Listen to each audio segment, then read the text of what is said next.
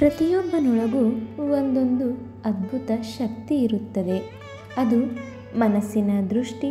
ನೀವು ಯಾವ ರೀತಿ ಯೋಚಿಸುತ್ತೀರಿ, ಕಲ್ಪಿಸುತ್ತೀರಿ, ಮಾತಾಡುತ್ತೀರಿ, ಅದೇ ನಿಮ್ಮ ಭವಿಷ್ಯವನ್ನು ರೂಪಿಸುತ್ತೆ. ವಿಜುವಲೈಸೇಷನ್ ಮತ್ತು ಮಿರರ್ ಟೆಕ್ನಿಕ್ನ ವೈಜ್ಞಾನಿಕ ಆಧಾರ. 1.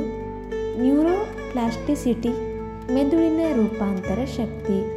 ವಿಜುವಲೈಸೇಷನ್ ನಿಮ್ಮ ಮೆದುಳನ್ನು ಹಸನಾಗಿಸುವ ಕಾರ್ಯ ಮಾಡುವುದು. ಹೊಸ ನಂಬಿಕೆಗಳು ಎಂದರೆ ಹೊಸ ಮೆದುಳು ಯೋಜನೆ ಆಗುವುದು. 2. ರೆಟಿಕ್ಯುಲರ್ ಆಕ್ಟಿವೇಟಿಂಗ್ ಸಿಸ್ಟಮ್, ನೀವು ಯಾವ ಗುರಿಗೆ ಗಮನ ಕೊಡುತ್ತೀರಿ ಅದು ನಿಮ್ಮ ಜೀವನದಲ್ಲಿ ಹೆಚ್ಚು ಕಾಣಸಿಗುತ್ತದೆ. 3. ಮಿರರ್ ಟೆಕ್ನಿಕ್, ಸಬ್ಕಾನ್ಷಿಯಸ್ ಆಕ್ಸೆಸ್ ಅಂದರೆ ಅಫಿರ್ಮೇಷನ್ ಮತ್ತು ಕಣ್ಣು ನೋಟ ಅಂದರೆ ಭಾವಪೂರ್ಣ ನಂಬಿಕೆ. 4. ಪ್ಲೇಸ್ಬೋ ಇಫೆಕ್ಟ್, ವಿಜುವಲೈಸೇಷನ್ ನಿಗೂಢವಾಗಿ ದೈಹಿಕ ಮತ್ತು ಮಾನಸಿಕ ಬದಲಾವಣೆ ತರಬಹುದು. 5. ವೈಜ್ಞಾನಿಕ ಸಂಶೋಧನೆಗಳು ಹೀಗಿವೆ. Harvard study on visualisation, doctor Joe Dispenza on thought chemistry behaviour cycle. Indian traditions, ಧ್ಯಾನ ಮತ್ತು ಸಂಕಲ್ಪ ಅಂದರೆ ವಿಜುವಲೈಸೇಷನ್ ರೂಟ್ ಅಂದರೆ ವಿಜುವಲೈಸೇಷನ್ ಮತ್ತು ಮಿರರ್ ಟೆಕ್ನಿಕ್ ಎಂಬ 2 ಅದ್ಭುತ ಆತ್ಮಸಾಧನಾ ತಂತ್ರಗಳ ಮೂಲಕ ನೀವು ನಿಮ್ಮ ಜೀವನದ ಗುರಿಗಳನ್ನು ಸ್ಪಷ್ಟವಾಗಿ ಆಕರ್ಷಿಸಬಹುದು. ಇವು ಬೇರೆಯವರಲ್ಲಿ ಕೆಲಸ ಮಾಡಿರಬಹುದು, ಆದರೆ ಇಂದಿನಿಂದ ನೀವು ಪ್ರಯತ್ನಿಸಿದರೆ ನಿಮ್ಮಲ್ಲಿಯೂ ಕೆಲಸ ಮಾಡುತ್ತದೆ.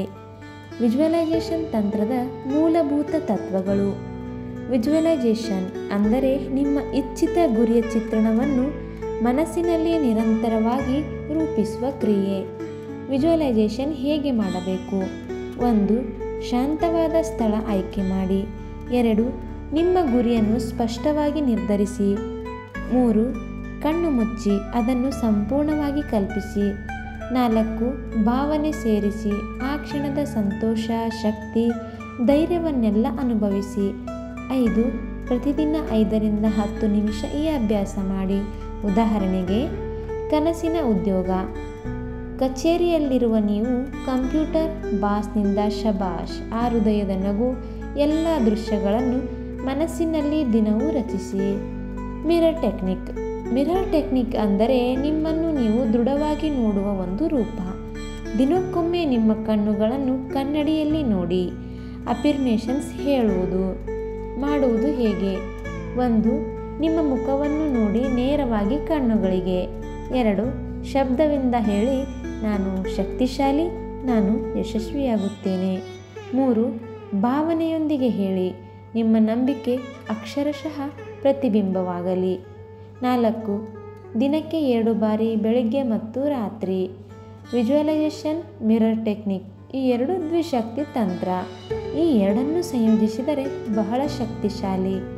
ದಿನಚರಿಯ ಮಾದರಿ. ಬೆಳಿಗ್ಗೆ ವಿಜುವಲೈಸೇಷನ್ ಮತ್ತು ಮಿರರ್ ಅಫಿರ್ಮೇಷನ್. ಸಂಜೆ ಅಥವಾ ರಾತ್ರಿ ವಿಜುವಲೈಸೇಷನ್ ಮತ್ತು ಧ್ಯಾನ. ಕನ್ನಡಿಯ ಅಫಿರ್ಮೇಷನ್ಸ್.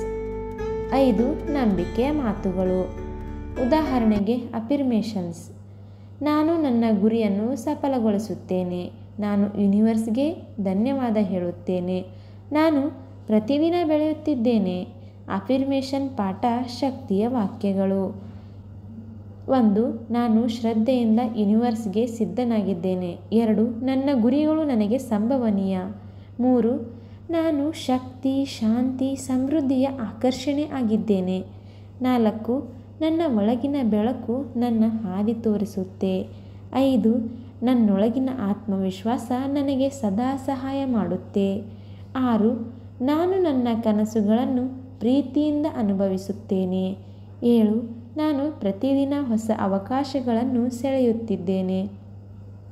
ವಿಜುವಲೈಸೇಷನ್ ಅಥವಾ ಮಿರರ್ ಟೆಕ್ನಿಕ್ ಸರಿಯಾದ ಸಮಯಗಳು.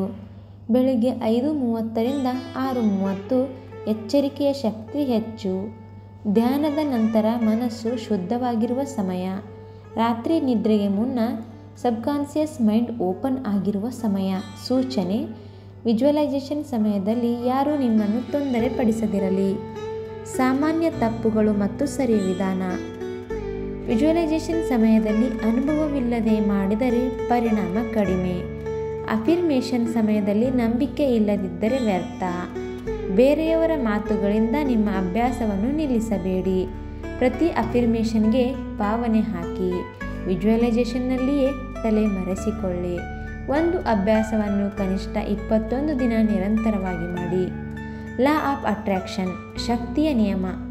ನೀನು ಯಾವ ಶಕ್ತಿಗೆ ಗಮನ ಕೊಡುತ್ತೀಯೋ ಅದೇ ನಿನ್ನತ್ತ ಸೆಳೆಯುತ್ತೆ.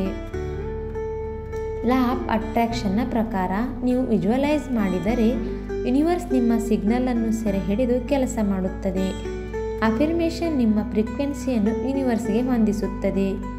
ಗ್ರ್ಯಾಟಿಟ್ಯೂಡ್, ಧನ್ಯತೆಯ ಭಾವನೆ, ಇದು ಇನ್ನಷ್ಟು ಶಕ್ತಿಶಾಲಿಯಾಗಿ ಮಾಡುತ್ತದೆ. ನಿತ್ಯ ಅಭ್ಯಾಸ ಗೈಡ್, ದೈನಂದಿನ ಶಕ್ತಿಯ ಚಾರ್ಟ್. ಸಮಯ ವಿಜುವಲೈಸೇಷನ್. Affirmation mirror. ಬೆಳಗ್ಗೆ 6ರಿಂದ 5 ನಿಮಿಷ 5 ವಾಕ್ಯಗಳು, ಮಧ್ಯಾಹ್ನ 1ರಿಂದ 3 ನಿಮಿಷ, ಸಂಜೆ 6 ಗಂಟೆ 5 ವಾಕ್ಯಗಳು, ರಾತ್ರಿ 9:30ಕ್ಕೆ 5 ನಿಮಿಷ ಧನ್ಯವಾದ ಮಾತುಗಳು. ಚೆಕ್ಲಿಸ್ಟ್ ಹೀಗೆ ಇರಲಿ: ವಿಜುವಲೈಸೇಷನ್, ಅಫಿರ್ಮೇಷನ್, ಧೈರ್ಯ, ನಂಬಿಕೆ. ವಿಜುವಲೈಸೇಷನ್ ಮತ್ತು ಮಿರರ್ ಟೆಕ್ನಿಕ್ ಎಂದರೆ ಆಟವಲ್ಲ, ಇದು ನಿಮ್ಮ ಅಂತರಾಳದ ಶಕ್ತಿಯನ್ನು ಹತ್ತಿರದಿಂದ ಕಾಣುವ ಯಾತ್ರೆ. ನೀವು ನಂಬಿದರೆ ಮಾತ್ರ ಅದು ಕೆಲಸ ಮಾಡುತ್ತೆ. ನೀವು ಅಭ್ಯಾಸ ಮಾಡಿದರೆ ಮಾತ್ರ ಫಲ ಸಿಗುತ್ತೆ. ಇಂದು ಈ ತಂತ್ರಗಳನ್ನು ಪ್ರಯೋಗಿಸಿ ನಿಮ್ಮ ಜೀವನದಲ್ಲಿ ವಾಸ್ತವಿಕ ಬದಲಾವಣೆ ಕಾಣಿರಿ. ವಿಡಿಯೋ ಇಷ್ಟ ಆಗಿದ್ದರೆ ಮರೀದೆ ಲೈಕ್ ಮಾಡಿ, ಸಬ್ಸ್ಕ್ರೈಬ್ ಮಾಡ್ಕೊಳ್ಳಿ, ಶೇರ್ ಮಾಡಿ. ಧನ್ಯವಾದಗಳು.